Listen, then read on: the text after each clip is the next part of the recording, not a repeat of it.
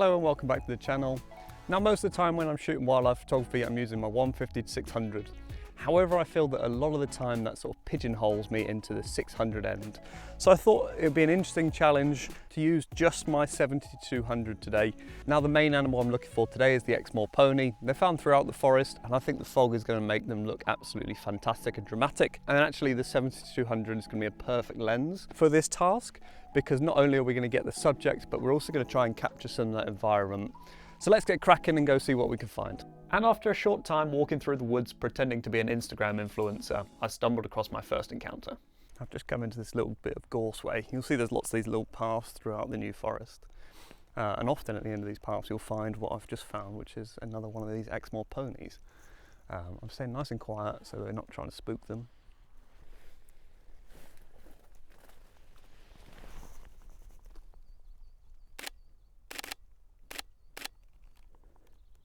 Okay, so a couple of nice little shots. I was having a look back, they look quite kind of quirky. Now I was having to use a very slow shutter speed.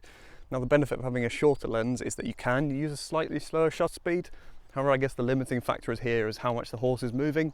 So you might notice a little bit of motion within the lips of the horse, but I think it's perfectly reasonable and quite a nice fun little shot as well actually. We've got another individual just chewing away on his lunch, breakfast, just through here in the bracken.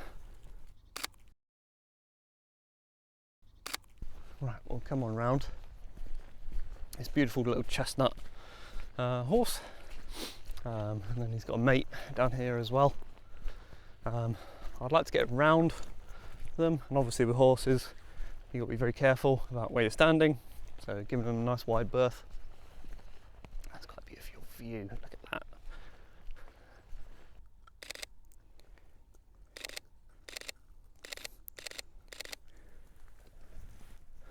Now, regardless of the animal, I always like to get down low, but with these guys it looks quite impressive getting down low, especially if you can get low and close. You'll see just how much more this will tower over the lens. Obviously you won't be able to get too close with a 150-600, whereas with this you can get relatively close while still getting them big in the frame whilst keeping your distance, so it's a nice balance. So actually I feel like that sort of imposing shot it's probably going to end up being better than it would have been with a 150-600, so just goes to show it's worth trying out different things. So far with the 70-200 been rather useful. Definitely another big thing that I noticed immediately is just how much lighter it is to carry. You know, I'd probably carry my 150-600 one-handed, but it's quite heavy after a little while and I'd probably want to throw it in the bag, whereas this, you know, feels fine. And I think as like a walk around sort of wildlife lens, it's rather great. I do quite like, if I am doing walk around sort of wildlife stuff, just bringing around a prime as well, so like an 85-1.4. Again, you're very limited in terms of what you're going to end up getting, but if you're creative with it, it's good fun. And that's really what I'm finding with this lens, is not only am I having to try and be creative and involve other elements like the foreground or the background to sort of make an environmental portrait out of it, but it's actually quite fun in doing so. And I don't know if I would have had the same sort of mentality if I just bought my 150-600. Obviously a lot of the time I am at the longer end anyway of, like, you know, 180 or, you know, it'd be 200 if you had a 70-200, but that would be the short end of the 150-600, which I probably wouldn't be using. So often I feel like the mindset is trying to get just portraits. Because you have the big lens, you have to utilise that big lens. Whereas this is just not the case. And actually, yeah, really fun. This is quite a cracking view coming up. I'm actually going to see if I can get a photo with them. Lady dressed up as an elf with a horse in the forest. Do you mind?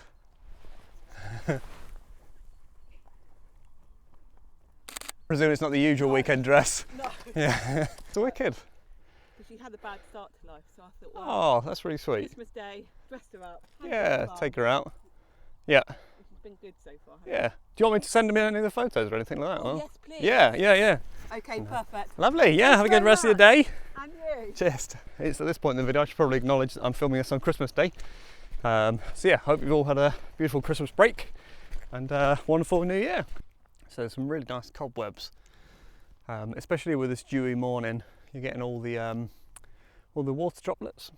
So I'm going to use this cobweb up here. There's a couple down here and here, but this one's the best lit. So we're going to go for this one. And I'm going to shoot really, really close to try and emphasize the size of those water droplets. And that's really all I'm focusing on here, is just getting a very nice big water droplet, quite an abstract shot rather than trying to shoot the whole cobweb. Let's have a go. And there's a bit of a breeze as well, and that's making a surprising amount of difference, especially in this. Just moving around so much.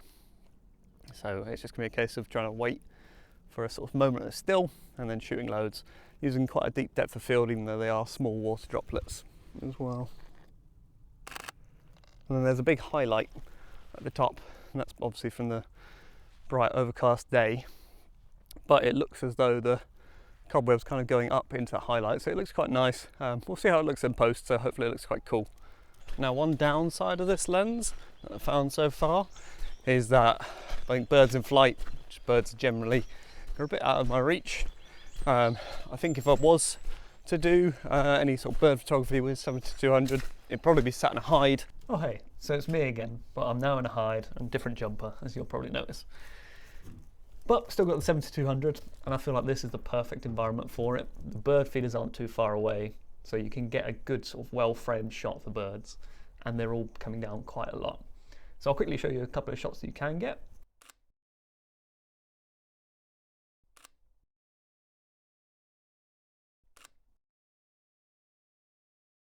So as you'll see, we'll still have to crop in a little bit to get the nice sort of framing, but looks pretty decent still, and it's far more portable in this sort of hide. Right, back to the horses. Yeah, come up to a really beautiful little stream here. I really love this bridge. Let's do a nice wide shot, shall we? Bit of cinematics, bit of the old behind the scenes to make it look like I crossed the bridge. Come down here, plonk that there. Look at this, behind the scenes, ruining the scenes. And then you walk across it in like a cinematic way, looking up, enjoying the scenery, pretending you're all generally quite wise and knowledgeable. Whereas in reality, you have to come back and get your tripod because you're a single shooter. So there you go.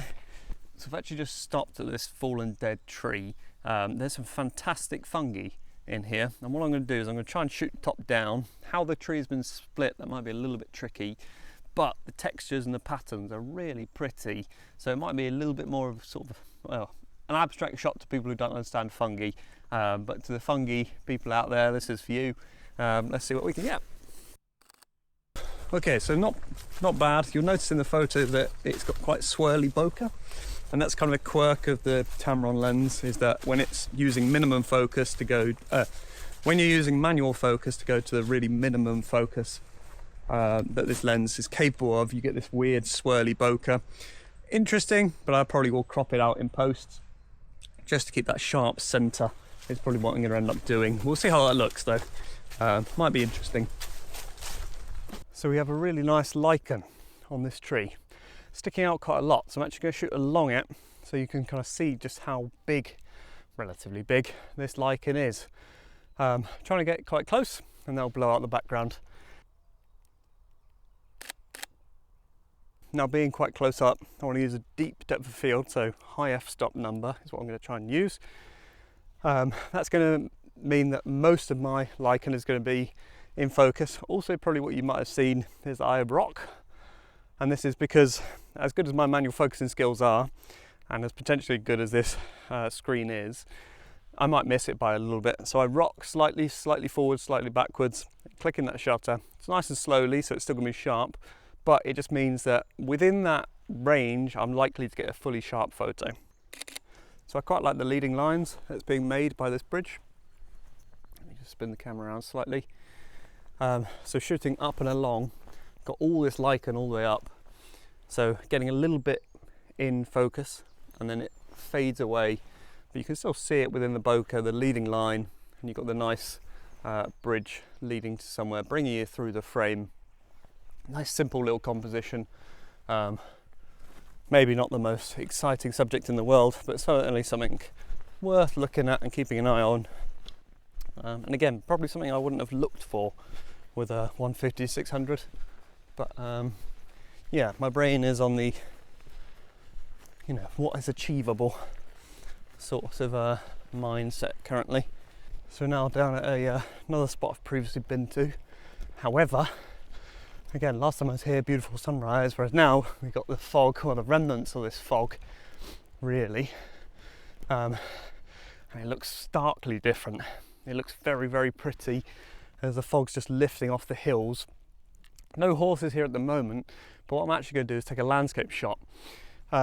You'll see that this tree behind me, on its own, so it's very pretty, quite easy to isolate from these other three on the left, just by stepping a little bit this way. So that's what I'm going to do.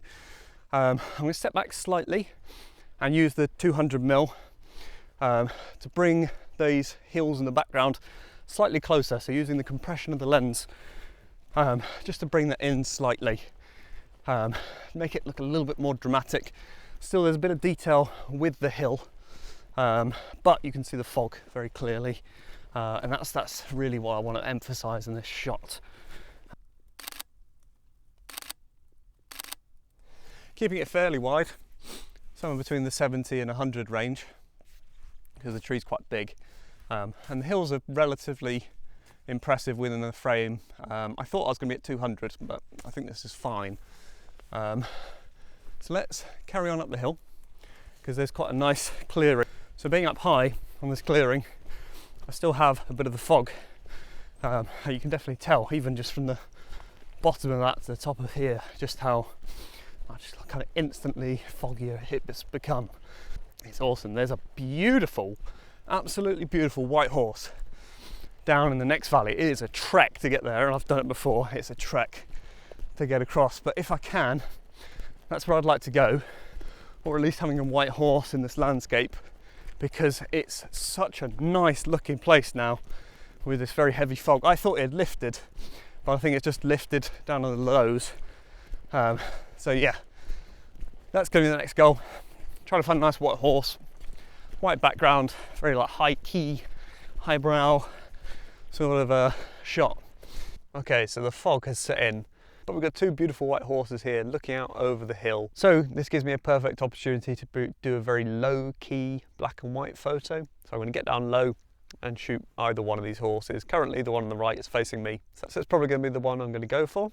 And I think I'm going to have to shoot at 200mm for this as well.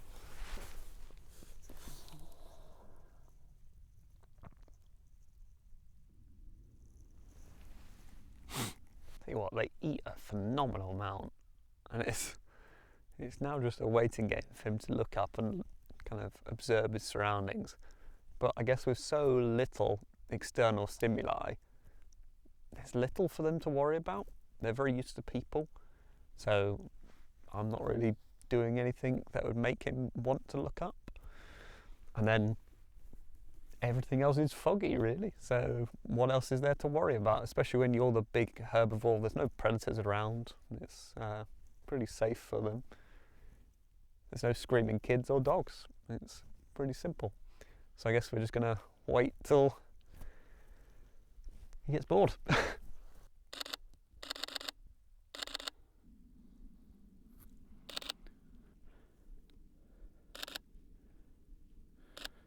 Colour of this heather is beautiful. It's a very kind of earthy brown tone to go against the grey wet sort of look that the horse has got. It's really rather pretty, and I actually don't want any of the green, so I don't want any of this gorse, so I'm going to try and remove that as much as I can through my framing. But currently the horse's head is right by the gorse, so not really much of a chance of that currently. If he keeps moving that way, then it'll look beautiful.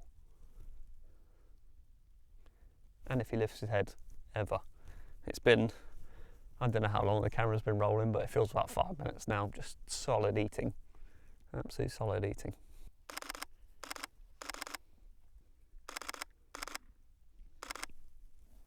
So all in all, it's been quite a good day.